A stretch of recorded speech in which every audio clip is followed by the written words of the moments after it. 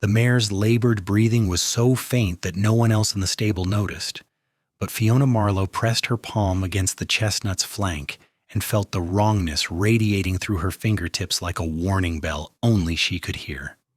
The year was 1884, and Ely, Nevada was a silver mining town where men trusted steel and stone more than intuition, but Fiona had learned long ago that some knowledge lived deeper than words could reach. She had arrived in town 3 months earlier with nothing but a worn carpet bag and a gift that had made her an outsider in every place she had ever lived: the uncanny ability to sense sickness in horses before any visible symptoms appeared. The stable belonged to the largest ranch in the area, the Westward Holdings, and Fiona worked there mucking stalls and tending to the dozens of horses that kept the operation running. The owner's son, Fletcher Westward, had hired her despite the foreman's protest that a woman had no business working in the stables. Fletcher was 26 years old, broad-shouldered and weathered from years of hard riding across the high desert terrain, with dark hair that fell across his forehead and eyes the color of storm clouds over distant mountains. He had a reputation for being fair but firm, the kind of man who judged workers by their capability rather than their gender or background. "Something wrong with Copper?" Fletcher's voice came from behind her, and Fiona turned to find him leaning against the stable door, his hat tilted back, and his expression curious rather than skeptical. "She is going to be," Fiona said quietly, her hand still resting on the mare's side.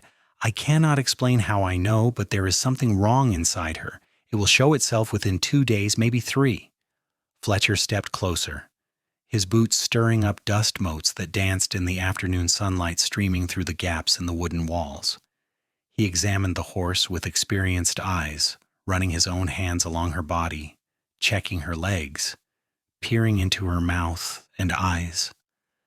Copper stood calmly, showing no signs of distress, her coat glossy and her stance relaxed.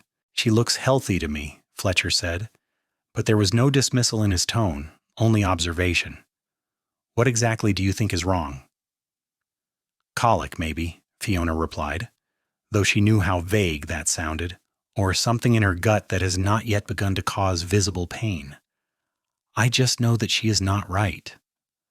Most men would have laughed at her or told her to get back to work, but Fletcher studied her face with an intensity that made her skin warm. He had watched her work over the past months, had seen her calm, spooked horses with a touch and a whisper, had noticed how the animals responded to her with unusual trust. There was something different about Fiona Marlowe, something that went beyond simple horsemanship. "All right," he said finally, "we will keep a close eye on her. If you are right, I want to know about it immediately." Fiona nodded, surprised by his willingness to at least consider her warning. She returned to her work, mucking out the stalls with steady efficiency while keeping one ear tuned to Copper's movements in the adjacent stall. The afternoon wore on, the heat building inside the stable despite the shade, and sweat dampened her cotton shirt as she worked. The other ranch hands gave her a wide berth as they always did, uncomfortable with her presence or perhaps with the rumors that had begun to circulate about her strange abilities. By evening, Copper still showed no signs of illness. Fiona finished her work and walked back to the small boarding house where she rented a room on the second floor. The town of Ely sprawled across the valley floor, its buildings rough-hewn and practical, built to withstand the harsh winters and scorching summers of the high desert. Silver had brought people here in droves, and the streets bustled with miners, merchants, gamblers, and all the other characters who populated frontier towns in search of fortune or escape. Fiona had come here for the latter. In her previous town, her gift had made her the subject of suspicion and fear, whispered accusations of witchcraft following her like shadows. She had hoped that in a place as transient and rough as Ely, she might simply disappear into the crowd.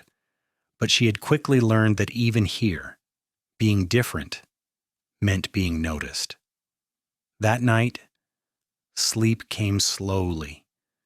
Fiona lay in her narrow bed listening to the sounds of the town. Piano music drifting from the saloons, the occasional shout or burst of laughter, the clip-clop of horses passing on the street below. She thought about Fletcher Westward and the way he had listened to her without immediate judgment. Most people dismissed her intuitions as fancy or hysteria, but he had at least been willing to watch and wait. The next morning, Fiona arrived at the stables before dawn, as she always did. The sky was just beginning to lighten in the east, turning from black to deep purple, and the air held the cool crispness that would burn away within a few hours. She went straight to Copper's stall and felt her heart sink at what she found. The mare was standing, but her head hung low, and her ears were pinned back. Her flanks were tight, and when Fiona touched her, the horse's skin twitched with discomfort. Copper had not touched her evening feed, the hay still piled untouched in the corner of the stall. "You were right," Fletcher's voice said, and Fiona turned to find him entering the stable, his expression grim.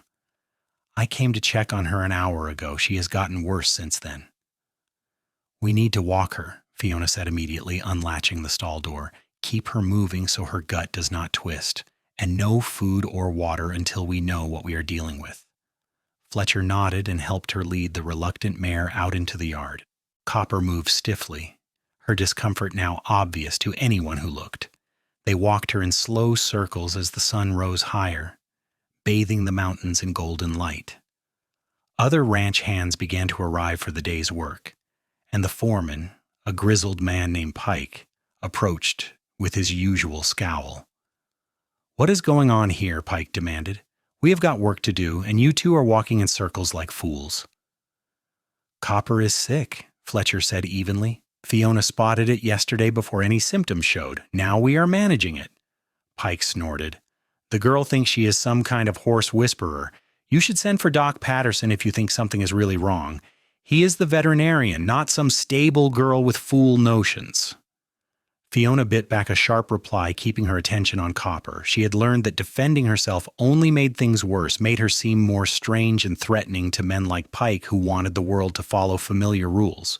"Send for Doc Patterson if you want," Fletcher said, his tone leaving no room for argument. "But we are going to keep doing what Fiona says until he gets here."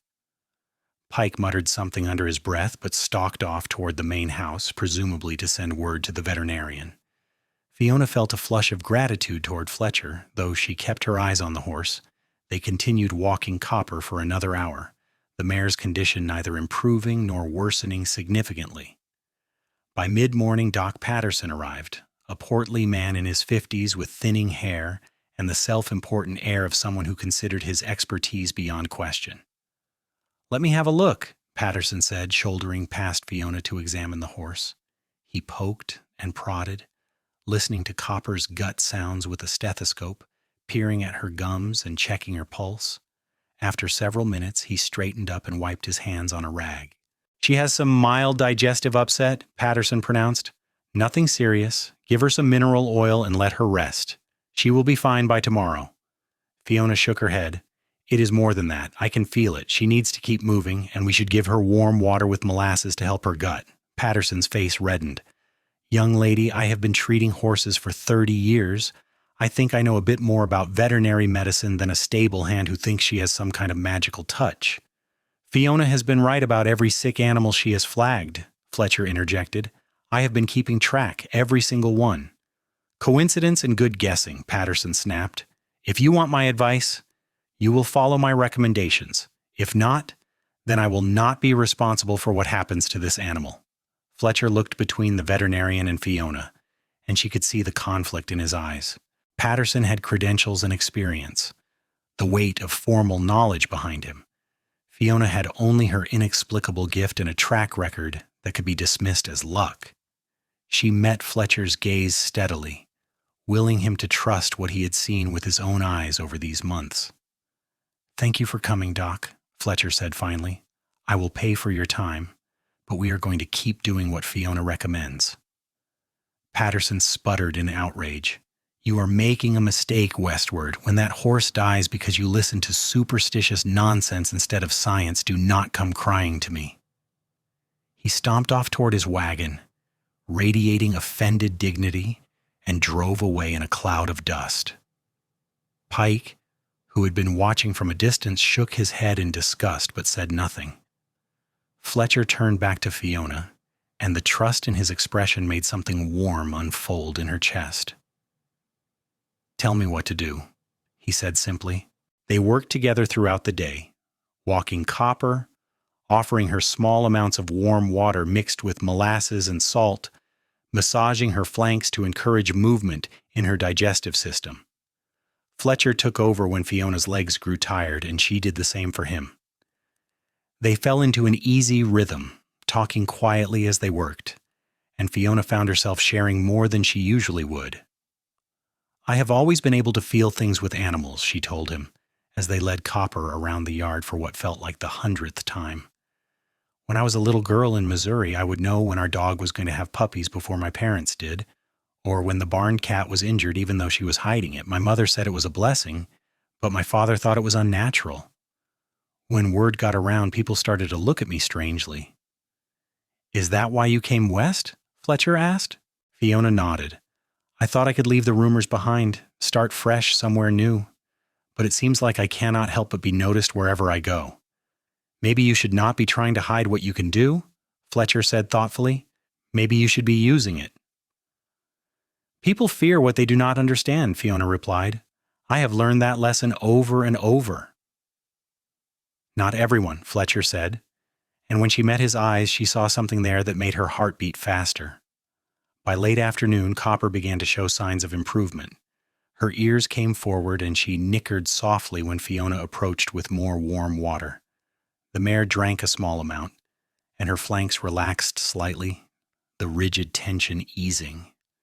By evening, she had passed manure, a sign that her gut was beginning to function normally again. Fletcher let out a breath of relief. "You saved her," he said to Fiona. "If we had followed Patterson's advice and let her rest, she might have gotten worse." "We saved her," Fiona corrected. "I could not have walked her all day by myself." They settled Copper back in her stall with a light meal of soaked hay, and the mare ate slowly but steadily.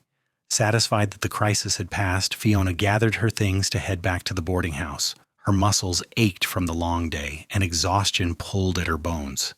But there was also a sense of satisfaction, of having been trusted and proven right. "Fiona?"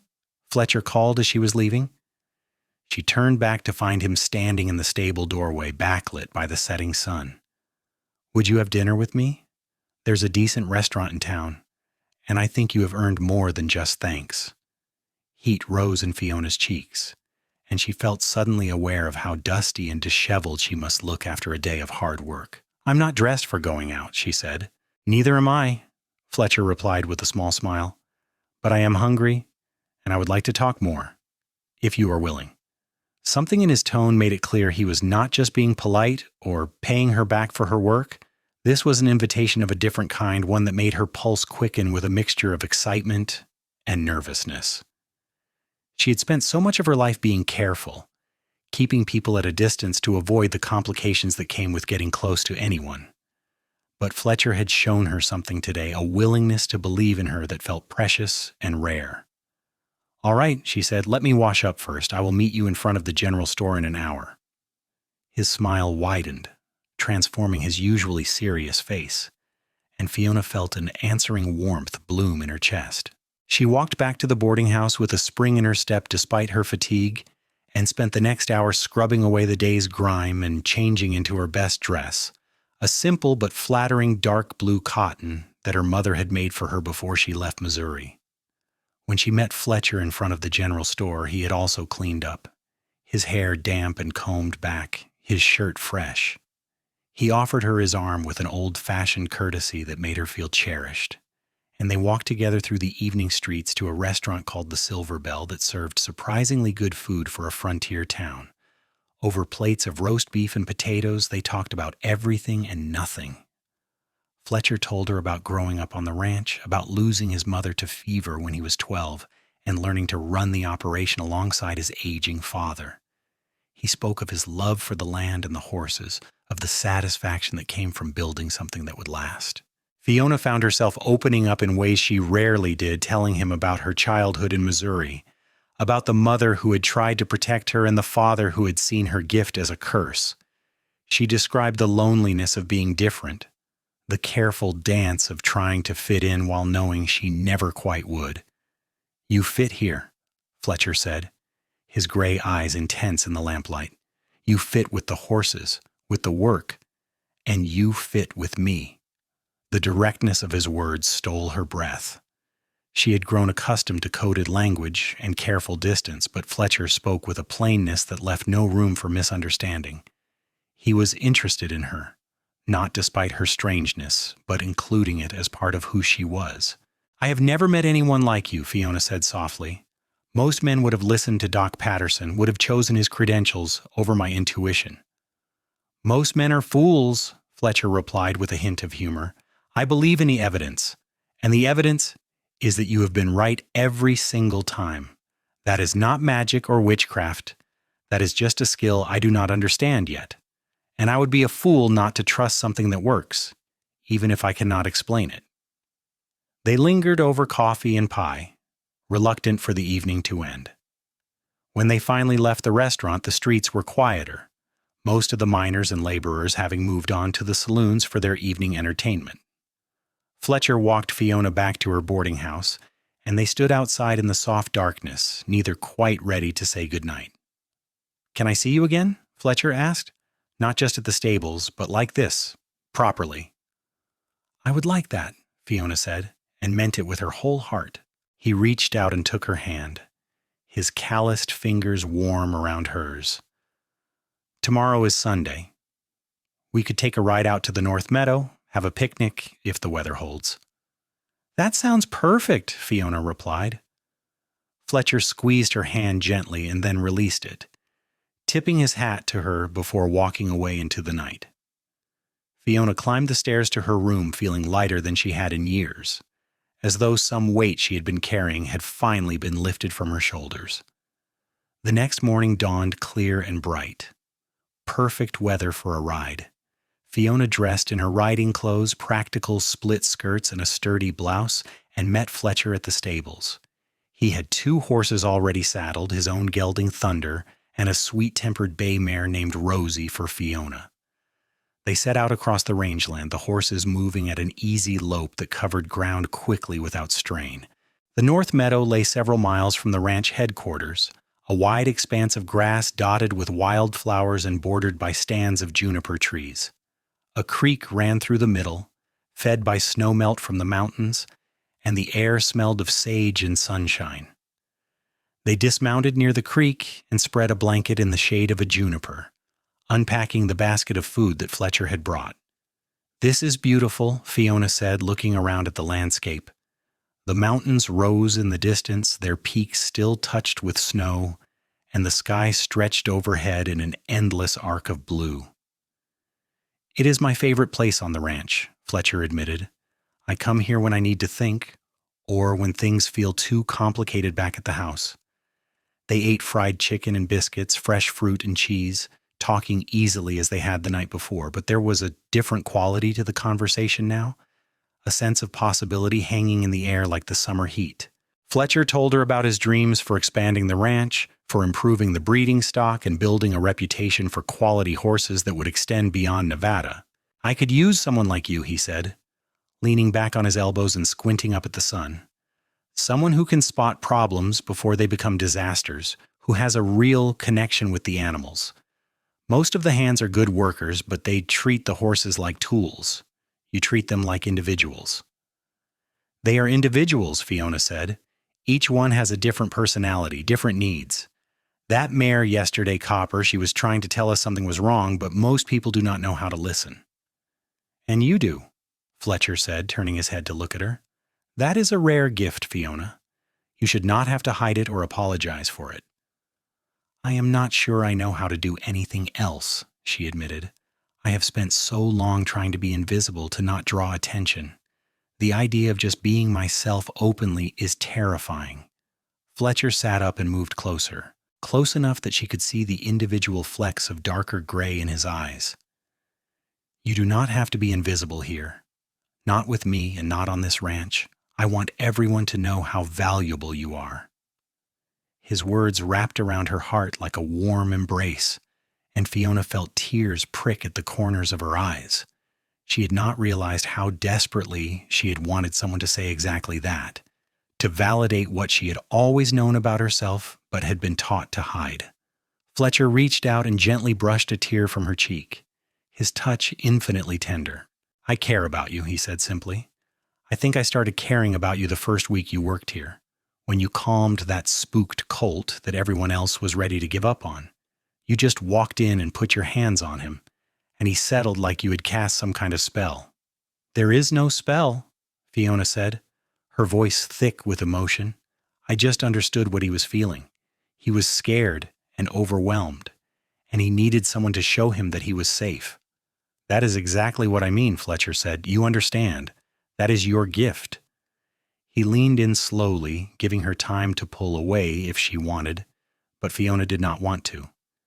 She let him close the distance between them, let his lips brush against hers in a kiss that was sweet and questioning. She kissed him back, her hand coming up to rest against his chest where she could feel his heart beating fast and strong. The kiss deepened, and Fiona felt something inside her shift and settle, like a key turning in a lock she had not known existed. When they finally pulled apart, both breathing harder, Fletcher rested his forehead against hers. "I have wanted to do that for months," he confessed. "I am glad you did," Fiona whispered. They spent the rest of the afternoon by the creek, talking and kissing and simply being together without the pressures of work or the eyes of others watching. It was the most peaceful Fiona had felt in years, maybe in her entire life. For the first time, she allowed herself to imagine a future that was not defined by running or hiding, but by building something real with someone who valued her for exactly who she was. As the sun began to sink toward the mountains, they packed up their things and rode back to the ranch. Fletcher reached over and took her hand as they rode, their horses moving side by side, and Fiona held on tight, anchoring herself to this moment and this feeling. Over the following weeks, Fiona and Fletcher's relationship deepened. They spent every spare moment together, and Fiona found herself falling more in love with him with each passing day. He was steady and honest, passionate about his work, but never cruel or dismissive of others. He treated the ranch hands fairly, paid decent wages, and was building a reputation as a good man to work for. But not everyone was pleased by Fletcher's obvious affection for the stable hand. Pike, the foreman, grew increasingly hostile, making snide comments about Fletcher being bewitched or under some kind of spell. Other ranch hands, taking their cue from Pike, began to keep even more distance from Fiona, and she sometimes caught them making signs against evil when they thought she was not looking. One afternoon, about 6 weeks after the incident with Copper, Fiona was working in the stable when she felt that familiar sensation of wrongness. This time it was coming from Thunder, Fletcher's own horse. She placed her hand on the gelding's neck and felt it immediately. A wrongness in his breathing, an inflammation building in his lungs that had not yet manifested as a cough or fever. She found Fletcher in his office going over account books and told him what she sensed. His face grew serious immediately. "Are you sure?" he asked, not doubting her but wanting to understand. "He seemed fine this morning when I rode him." "I am sure," Fiona said. "He is in the very early stages of something respiratory. If we act now, we can probably prevent it from becoming serious, but if we wait until he shows symptoms, it could become pneumonia." Fletcher stood immediately, abandoning the ledgers. "What do you need?" "Steam inhalations with herbs," Fiona said, "and we need to keep him warm and dry, limit his work for the next few days. I can make a poultice for his chest as well." They worked together to set up a makeshift steam tent, heating water and adding eucalyptus and other herbs that would help clear Thunder's airways. The gelding accepted the treatment placidly, trusting Fletcher's hands and Fiona's gentle touch. They took turns sitting with him, making sure he got regular treatments throughout the day. Doc Patterson happened to be at the ranch that afternoon treating another horse for a minor injury, and when he saw what they were doing, he stormed over with his face red and his eyes blazing. "What in God's name are you doing to that animal?" he demanded. "That horse is perfectly healthy. This is exactly the kind of superstitious nonsense I warned you about, Westward." "Fiona believes Thunder is developing a respiratory infection," Fletcher said calmly. "We are treating it preventatively." "Based on what diagnosis?" Patterson sputtered. "Has the horse coughed? Does he have a fever? Any discharge from his nose or eyes?" "No," Fletcher admitted. Not yet. But Fiona has been right every single time before, and I trust her judgment. This is insanity, Patterson said, his voice rising. You are treating a healthy horse for an imaginary illness because some girl claims she can sense sickness with her bare hands. Do you realize how ridiculous that sounds? I realize that every horse Fiona has flagged has developed symptoms within 48 hours, Fletcher replied, his own voice taking on an edge. And I realize that the horses she has treated early have recovered faster and with less complications than the ones we waited on. That is not superstition, Doc. That is results. Patterson shook his head in disgust. You are making a fool of yourself, and you are going to ruin this ranch's reputation. When word gets out that the Westward Ranch treats horses based on the visions of some mystic stable girl, no one will want to do business with you. Then they will miss out on the best cared for horses in Nevada, Fletcher said flatly. I am done with this conversation, Doc. You can see yourself out. Patterson left in a huff, and Fiona watched him go with a sinking feeling in her stomach. He was right about one thing. This situation was drawing attention, and not the good kind. People were starting to talk, and the talk was not friendly. That evening, after Thunder had been settled with extra blankets and another steam treatment, Fletcher walked Fiona back toward the boarding house, as he often did. They had not gone far when they were confronted by Pike and two other ranch hands blocking the road. We need to talk, boss, Pike said, his arms crossed over his chest. The men are concerned. Concerned about what? Fletcher asked, his tone neutral, but his body language shifting subtly into a protective stance in front of Fiona. About her, Pike said, jerking his chin toward Fiona. About the influence she has over you. It is not natural the way she can predict when horses get sick, and it is not natural the way you follow her around like a puppy dog doing whatever she says. I follow evidence and results, Fletcher said coldly. Something you might try instead of superstition and prejudice. We are not the ones dealing in superstition, one of the other hands said. She is the one with the unnatural powers. Some of the men think she is a witch. Fiona felt ice slide down her spine. She had heard these accusations before, had fled from them more than once, but hearing them here, in a place where she had begun to feel safe, was somehow worse. That is enough, Fletcher said, his voice hard as granite. Fiona has done nothing but good work since she arrived here. She has saved us money and saved horses' lives with her skills. If you do not like working alongside her, you are welcome to find employment elsewhere. Your father would not stand for this, Pike said boldly. He would not let some woman come between you and good sense. My father taught me to judge people by their actions, not by gossip and fear, Fletcher shot back. And Fiona's actions speak for themselves. Now get out of my way before I decide you're not worth keeping on either. The three men stood their ground for another tense moment, then finally moved aside, though their expressions remained hostile. Fletcher took Fiona's arm and guided her past them, not relaxing until they were well out of earshot. I am sorry, Fiona said quietly. I never wanted to cause problems for you. You are not causing problems, Fletcher said firmly. They are. People fear what they do not understand, and they lash out because it is easier than learning. But I am not going to let them drive you away, Fiona. Not unless you want to go. I do not want to go, she said, her voice small but determined. For the first time in my life, I feel like I have found a place where I belong. I just do not want to hurt you or your business. Fletcher stopped walking and turned to face her, taking both her hands in his. The street was quiet around them, the evening deepening into night, and in the lamplight spilling from nearby windows, his face was earnest and open. You could never hurt me, he said. You have made my life better in every possible way. The ranch is running more smoothly because you spot problems early. The horses are healthier, and I am happier than I have been in years. If people want to talk, let them talk. They will come around when they see the results. And if they do not? Fiona asked. Then they do not, Fletcher said with a shrug. I am not running this ranch to win popularity contests. I am running it to breed and train the best horses possible, and you help me do that.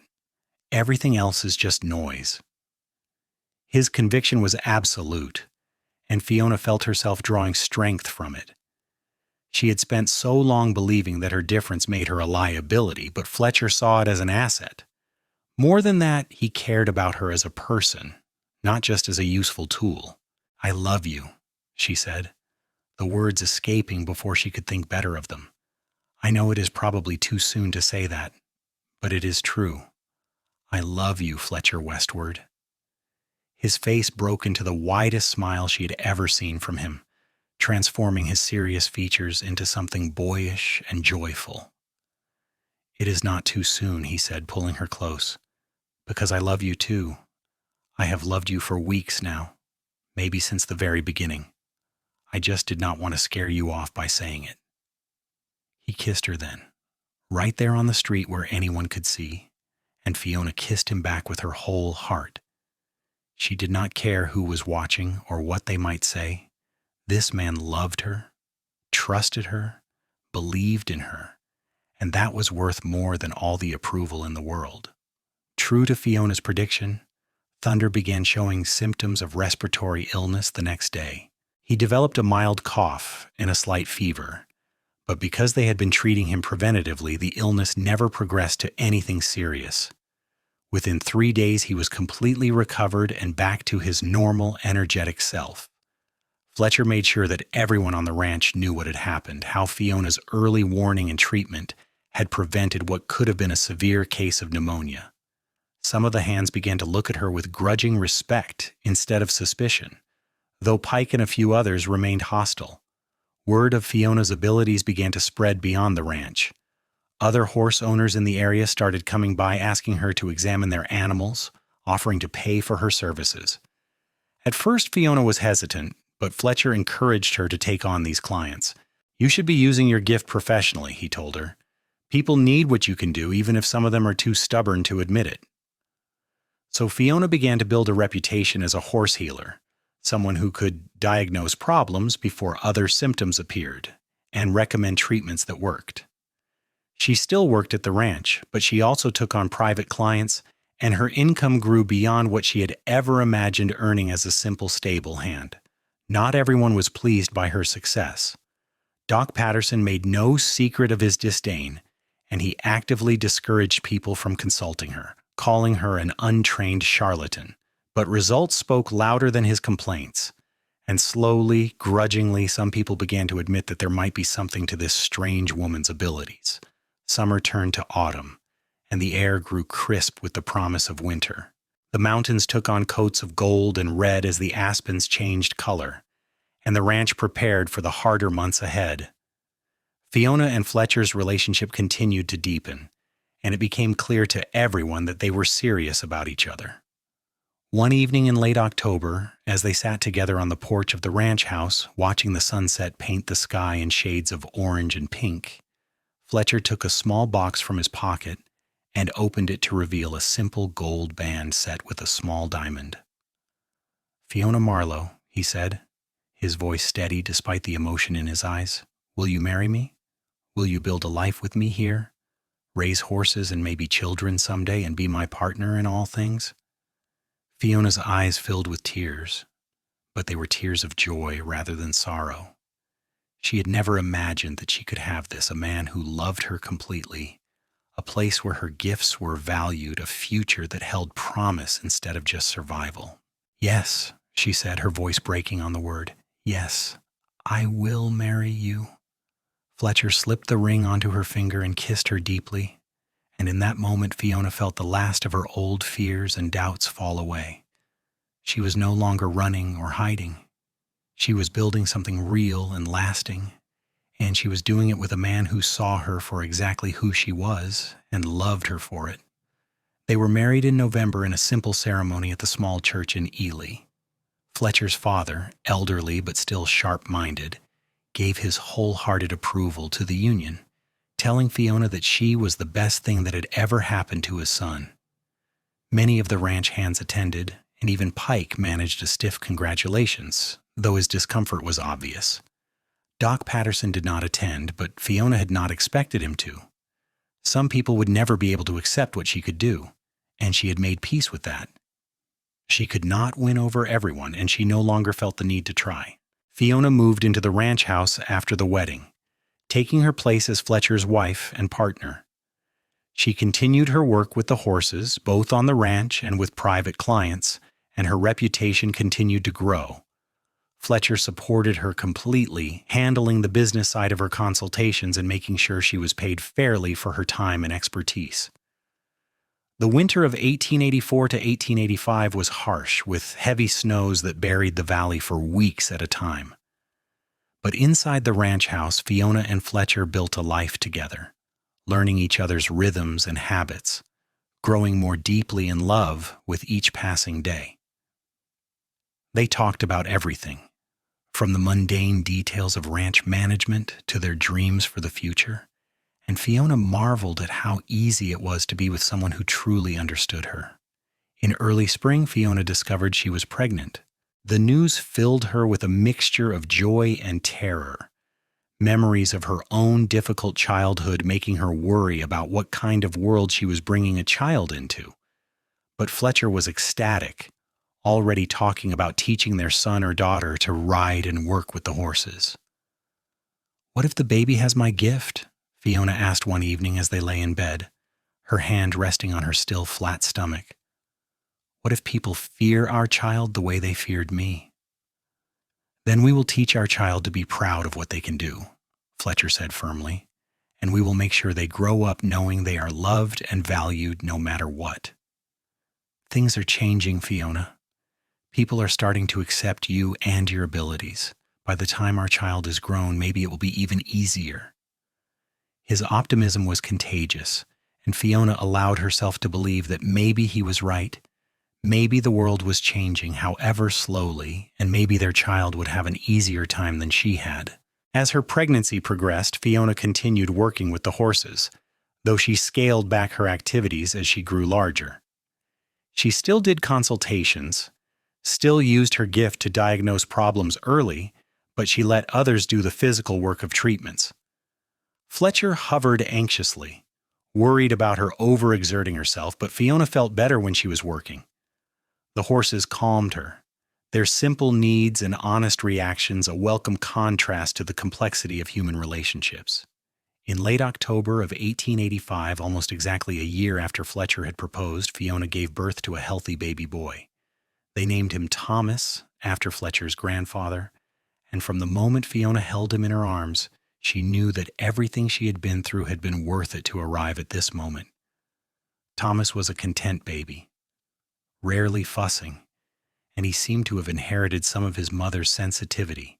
Even as an infant, he would calm when placed near the horses, his tiny face turning toward them with interest and curiosity. Fletcher was a devoted father, spending every spare moment with his son, and watching them together made Fiona's heart feel almost too full to contain. Life settled into a new rhythm, busy and demanding but deeply satisfying. The ranch prospered, its reputation for quality horses growing throughout Nevada and into neighboring territories. Fiona's services were increasingly in demand, and she commanded fees that would have been unthinkable when she first arrived in Ely. But more important than the money or the success was the sense of belonging she had finally found. When Thomas was 2 years old, Fiona discovered she was pregnant again. This time the news brought pure joy with none of the earlier fear. She knew now what motherhood entailed, knew that she and Fletcher could handle whatever challenges came. Their second child, a daughter they named Sarah, was born in the spring of 1888, arriving during a thunderstorm that rattled the windows and shook the house. Sarah was more spirited than her brother had been, crying lustily and demanding attention from the moment she entered the world. She also showed signs of having inherited her mother's gift, becoming agitated when sick animals were nearby, even before she could walk or talk.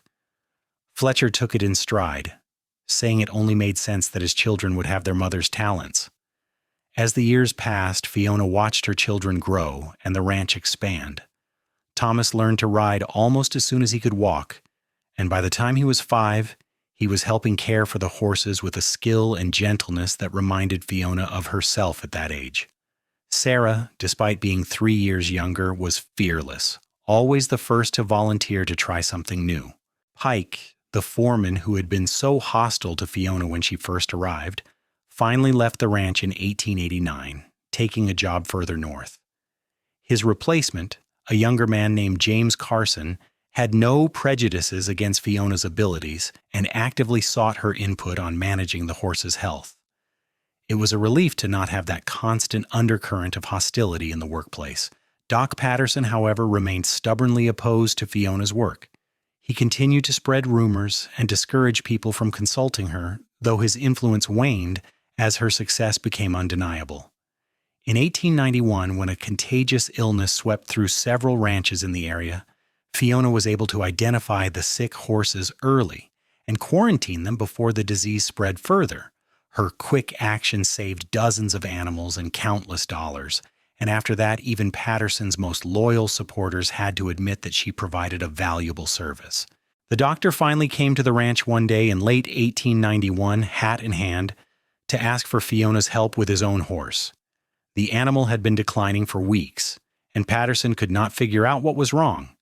Fiona examined the horse and immediately sensed a problem with its kidneys, something internal that would not show up on a standard physical examination. She recommended a specific diet and herbal treatments, and within a month, the horse had recovered. Patterson never became a friend, but after that he stopped actively campaigning against her. It was as close to a victory as Fiona expected to get, and she was satisfied with it. Some minds would never fully change, but even Patterson had been forced to acknowledge the evidence of his own eyes.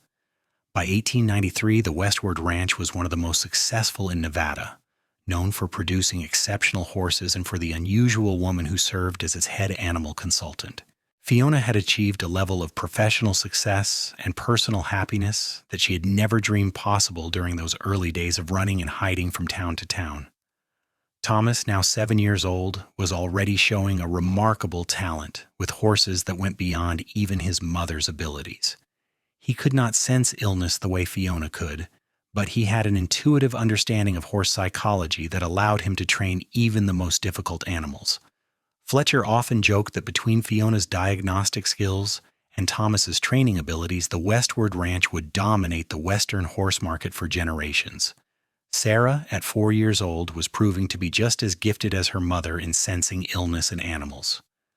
But where Fiona had learned to hide her abilities, Sarah displayed hers with innocent openness, completely unaware that there was anything unusual about knowing when a horse was going to get sick. Fiona and Fletcher worked hard to make sure she understood that her gift was special, but not something to be ashamed of. One autumn evening in 1893, as Fiona and Fletcher sat on their porch watching Thomas and Sarah play in the yard, Fletcher reached over and took her hand. "Do you ever think about where you would be if you had not come to Ely?" he asked. Fiona considered the question. "I would probably still be running," she said honestly. "Still trying to hide what I can do, still lonely and afraid. Coming here changed everything." "Meeting you changed everything for me too," Fletcher said. "Before you arrived, I was just going through the motions, running the ranch because it was what I was supposed to do, but you made me see the possibilities, made me want to build something greater." "We built it together," Fiona said, squeezing his hand. "Yes," Fletcher agreed. "Together. That is how it should always be." They sat in comfortable silence, watching their children play, the ranch spreading out around them in the golden light of the setting sun. The mountains rose in the distance, eternal and unchanging. But everything else about Fiona's life had been transformed beyond recognition. She had gone from a frightened woman running from her past to a successful professional, a beloved wife, and a mother to 2 extraordinary children. The years continued to pass, each one bringing new challenges and new joys. In 1895, Fiona was asked to speak at a Regional Ranchers Association meeting about early disease detection in horses. It was the first time she had been invited to share her knowledge in such a formal setting, and she was nervous about how she would be received. But Fletcher accompanied her, and together they presented a compelling case for the value of intuitive diagnosis combined with traditional veterinary medicine. The presentation was well received, and afterwards several ranchers approached Fiona to ask for her services. One of them, A grizzled old-timer from California told her that he had been skeptical at first, but that results did not lie, and her results spoke volumes. "You have got a gift, madam," he said, shaking her hand firmly, "and you have been brave enough to use it despite all the folks who said you should not. That takes courage." His words stayed with Fiona long after the meeting ended. She had never thought of herself as particularly brave, had always felt more like she was just trying to survive. But maybe there was courage in simply refusing to hide who she was, in insisting on using her gifts despite the opposition and fear. By 1897, Thomas was 11 and already helping with the ranch work in meaningful ways. He had his father's steady temperament and his mother's sensitivity, and Fletcher often said he would be ready to take over the ranch himself within another 10 years.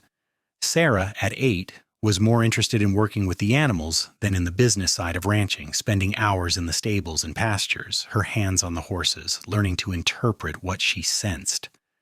Fiona taught her daughter everything she knew, passing down not just the technical knowledge, but also the hard-won wisdom about how to navigate a world that did not always understand or accept difference. She told Sarah about her own childhood, about the fear and the running, but also about finding Fletcher and building a life where her gifts were valued. "You will face people who do not understand," Fiona told her daughter during one of their lessons in the stable. "People who are afraid of what you can do, but you must never let their fear make you ashamed of your abilities. What you can do helps animals and people. That is what matters." Sarah nodded seriously, absorbing her mother's words with the gravity of a child who already understood that the world could be complicated and sometimes unkind. But she also had something Fiona had not had at her age, a family that supported her completely and a community that, while not universally accepting, at least recognized the value of her gifts. In 1899, Fletcher's father passed away peacefully in his sleep at the age of 78. It was a loss that hit Fletcher hard, but he took comfort in knowing that his father had lived to see the ranch flourish and had gotten to know his grandchildren. The old man had always been proud of Fletcher for following his own judgment about Fiona, often saying it was the smartest decision his son had ever made. With his father's passing, Fletcher became the sole owner of the ranch, though in practical terms, he and Fiona had been running it together for years. They continued to expand and improve, investing in better breeding stock and modern facilities, always with an eye toward the horses' welfare first and profits second. The turn of the century in 1900 found the Westward Ranch at the height of its success. They employed 30 hands, managed over 200 horses, and supplied animals to ranches, the military, and private buyers across the western states. Fiona's consulting business had grown as well, and she now had a small network of apprentices learning to develop their own animal intuition skills. Not everyone could do what Fiona did, sense illness before symptoms appeared, but many people had some level of intuitive connection with animals that could be developed and refined. Fiona took satisfaction in teaching others, in normalizing the idea that intuition could be a legitimate diagnostic tool rather than something mysterious or frightening. Thomas, now 14, had grown into a tall, serious young man who combined his parents' best qualities. He had his father's business sense and his mother's gift with animals, and it was clear that the ranch would be in excellent hands when he eventually took over.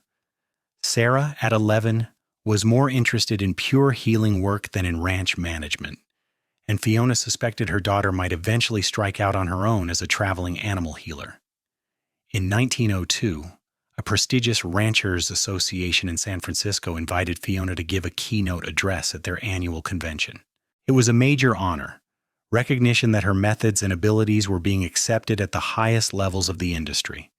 She and Fletcher traveled to California together, leaving the children in the capable care of Thomas and the ranch hands. The trip was both exhilarating and exhausting. Fiona spoke to an audience of over 300 ranchers, veterinarians, and horse breeders about the integration of intuitive diagnosis with traditional veterinary medicine. She presented case studies, data on improved recovery rates and reduced losses, and practical methods for developing one's own intuitive abilities.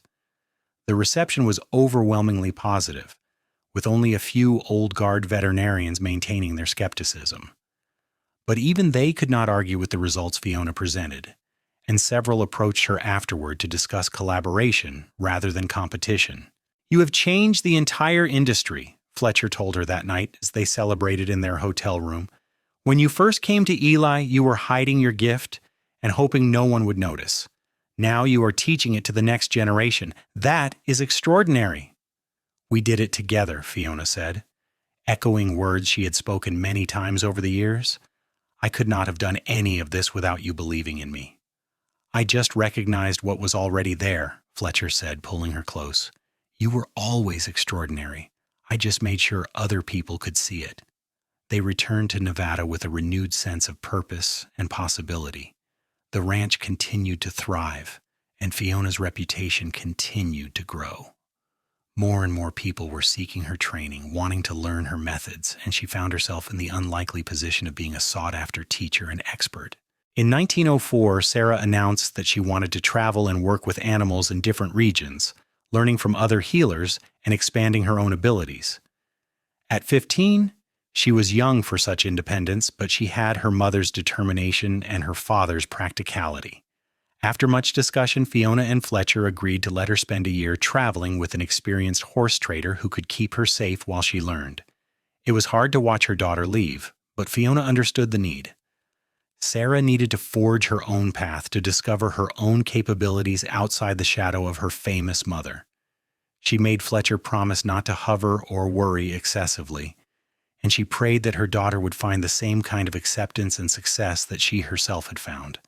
Thomas, now 18, had taken on increasing responsibility at the ranch and was proving himself to be an excellent manager. He had his father's respect for the workers and his mother's insistence on putting animal welfare first, and the ranch hands responded well to his leadership. Fletcher began gradually stepping back, trusting his son to handle day-to-day operations while he focused on the larger business strategy. The years from 1904 to 1910 passed in a blur of activity and growth. Sarah returned from her travels with new skills and greater confidence, and she set up her own practice as an animal healer, traveling a circuit that took her to ranches throughout Nevada and into neighboring states. Thomas married a smart, capable young woman named Elizabeth Morris in 1907, and they welcomed their first child, a daughter named Clara, in 1908, making Fiona and Fletcher grandparents. Holding Clara in her arms, Fiona felt the circle of her life completing in the most beautiful way. She had gone from being a frightened young woman with a gift she did not understand to being a grandmother who had helped change an entire industry's approach to animal care. The little girl in her arms would grow up in a world where intuitive healing was accepted and respected, where women could work professionally with animals without fear or shame. Fletcher, now in his 50s, had threads of gray in his dark hair, but he remained as strong and capable as ever. He and Fiona still worked side by side every day, still took evening rides out to the North Meadow where they had shared their first kiss so many years ago, still talked and laughed and loved with the same intensity they had from the beginning. "You are my miracle," Fletcher told her one evening as they sat on their porch watching the sunset, a ritual they had maintained for over 25 years. "Every day with you has been a gift." "We have been each other's miracles," Fiona replied, leaning her head on his shoulder. "I was lost until I found you, and you helped me find myself." In 1912, the ranch celebrated its 50th anniversary under Westward ownership. They held a large gathering inviting all the current and former ranch hands, neighbors, business associates, and friends.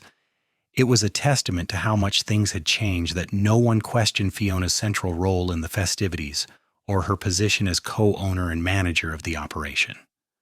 Doc Patterson, now an elderly man in his 80s, even attended the celebration. He sought out Fiona and offered a stiff but apparently sincere apology for his early opposition to her work. "I was wrong," he said simply. "I let my pride and my attachment to traditional methods blind me to something new and valuable. You were right, and I was wrong. I hope you can forgive an old fool for his stubbornness." Fiona, moved by his humility, shook his hand warmly. "There is nothing to forgive, Dr. Patterson. You were protecting what you believed in. I understand that impulse completely. The celebration lasted well into the night, with music and dancing and stories shared about the ranch's history and the people who had built it. As Fiona danced with Fletcher under strings of lanterns, surrounded by their children and grandchildren and friends, she felt a profound sense of gratitude for the life they had built together. Thomas officially took over primary management of the ranch in 1914, though Fletcher and Fiona remained actively involved in major decisions and continued their work with the horses. It was satisfying to see their son thriving in the role, implementing new ideas while maintaining the core values they had instilled in him. Sarah, meanwhile, had expanded her practice to include training other healers, following in her mother's footsteps. She had students from all over the West coming to learn from her, and she was developing a reputation that rivaled Fiona's own. Mother and daughter often collaborated on difficult cases, combining their intuitive abilities to diagnose complex problems. In 1916, as the world beyond their valley was consumed by the Great War in Europe, the Westward Ranch remained a haven of peace and productivity. They continued breeding exceptional horses, some of which were purchased by the military for use overseas. It was sobering to think of their horses going to war, but Fiona took some comfort in knowing that the animals were as healthy and well-prepared as possible. Fletcher celebrated his 60th birthday that year, and Fiona threw him a surprise party that brought tears to his usually stoic eyes.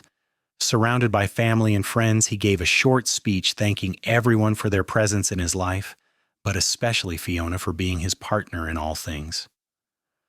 "I was a decent rancher before I met her," he said, his arm around Fiona's waist, "but she made me a better man, a better father, and helped build something that will last long after we are gone. Everything good in my life can be traced back to the day she walked into my stable and told me a horse was sick that showed no signs." The gathered crowd laughed and applauded, and Fiona felt her eyes fill with happy tears. It was true that their entire life together had started with that moment of trust. Fletcher's willingness to believe her when everyone else would have dismissed her as foolish or delusional. As they entered their 60s, Fiona and Fletcher gradually stepped back from the day-to-day operations of the ranch, trusting Thomas and his wife Elizabeth to carry forward what they had built. But they never fully retired, never stopped working with the horses or taking consultations or teaching the next generation. In 1920, Fiona published a book titled Intuitive Horse Care: Combining Traditional and Instinctive Methods that became a surprising bestseller among ranchers and horse enthusiasts. It detailed her methods, her philosophy, and decades of case studies showing the effectiveness of early intuitive diagnosis. The book brought her to national attention, and she received letters from all over the country from people thanking her for validating their own intuitions about animals. Fletcher was immensely proud, showing the book to anyone who would look and telling them that his wife was now a published author, as well as everything else she had accomplished. At 62, he remained as devoted to Fiona as he had been at 26, and their love had only deepened with the passing years. By 1925, the Westward Ranch was being run by the third generation, with Thomas and Elizabeth's children, Clara and her younger brother Michael, taking on increasing responsibilities. Sarah had settled down with a husband, a fellow animal healer named David Wright, and they were raising 2 children while continuing their healing practice. Fiona and Fletcher, now in their late 60s, spent most of their time at the ranch house, still taking daily walks around the property, still sitting on the porch each evening to watch the sunset. Their bodies had slowed with age, but their minds remained sharp, and they took deep satisfaction in seeing what they had built continuing to thrive. One evening in the summer of 1926, as they sat in their customary spots on the porch, Fletcher reached over and took Fiona's hand as he had done thousands of times before. "Do you remember the day we met?" he asked, when you told me Copper was sick?" "Of course," Fiona said, smiling at the memory. "I was terrified you would laugh at me or fire me." "I almost did not believe you," Fletcher admitted, "but there was something in your eyes, such certainty and conviction, that I had to at least give you a chance. Best decision I ever made." "It was meant to be," Fiona said softly. "Everything that came before, all the running and hiding and fear, it led me here to you. I would not change a single thing." "Neither would I," Fletcher agreed. "We have had a good life, Fiona, a very good life." They sat in comfortable silence as the sun sank below the mountains, painting the sky in brilliant shades of orange and gold. Around them, the ranch they had built together continued its evening routines, horses being settled for the night, lights coming on in the bunkhouse, the sounds of family and work blending into a familiar symphony. Fiona thought about that frightened young woman who had arrived in Ely all those years ago, carrying nothing but a carpet bag and a gift she did not fully understand.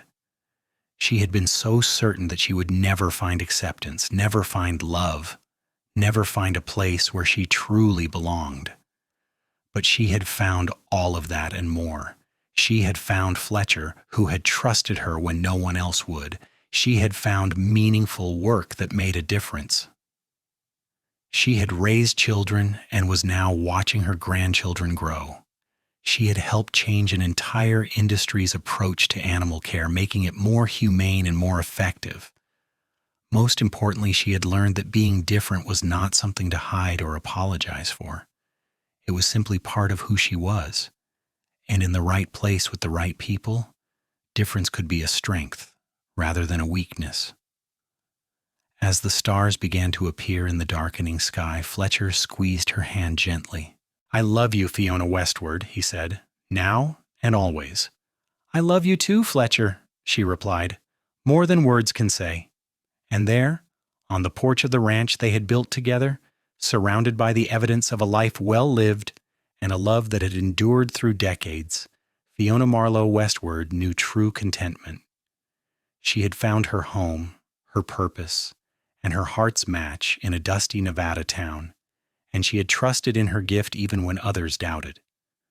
The story that had begun with a sick horse and a leap of faith had become a legacy that would continue for generations. Their children and grandchildren carried forward the values they had instilled, the belief in intuition and compassion, the commitment to doing right by the animals in their care, and the understanding that love and trust could overcome any obstacle.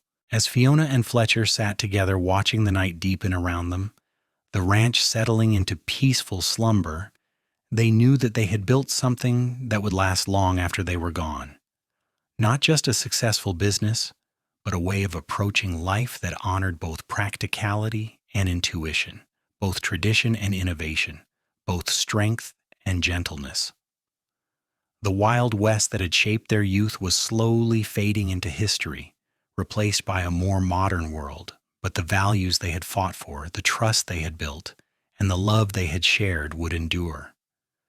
Their story would be told by their descendants, a tale of courage and faith, of a woman with an unusual gift and a man wise enough to trust her. And on that summer evening in 1926, as the cicadas sang in the sage and the horses nickered softly in their stalls, Fiona and Fletcher Westward held hands and watched the stars emerge, content in the knowledge that they had lived fully, loved deeply, and left the world better than they had found it. Their legacy was not just measured in acres of land or horses bred or money earned. It was measured in changed hearts and opened minds, in daughters who grew up believing they could do anything, in sons who learned that strength included compassion, in a community that had learned to value intuition alongside intellect. The cowboy had trusted her more than the vet, and that trust had changed everything. It had given Fiona the courage to stop hiding and start building. It had given Fletcher a partner who made him better in every way, and it had created a family and a ranch that embodied the best of what the West could be, not lawless and harsh, but strong and fair and open to possibility. As they finally rose from their chairs and went inside for the night, walking arm in arm with the comfortable ease of a lifetime together, Fiona looked back once more at the land spreading out under the starlight. This was home. This was love. This was where she belonged. And she knew with absolute certainty that she had made the right choice all those years ago when she had walked into a stable and trusted her gift enough to speak up, even when she feared the consequences. That moment of courage had led to everything that followed, every joy and triumph, every challenge overcome, every life touched and changed. The mare had been sick before it showed signs. The cowboy had trusted her more than the vet, And from that beginning, a love story for the ages had been written, one that would be remembered and retold as long as the Westward Ranch stood as a testament to what could be built when two people found each other and chose to believe not just in love, but in each other's gifts and strengths and dreams.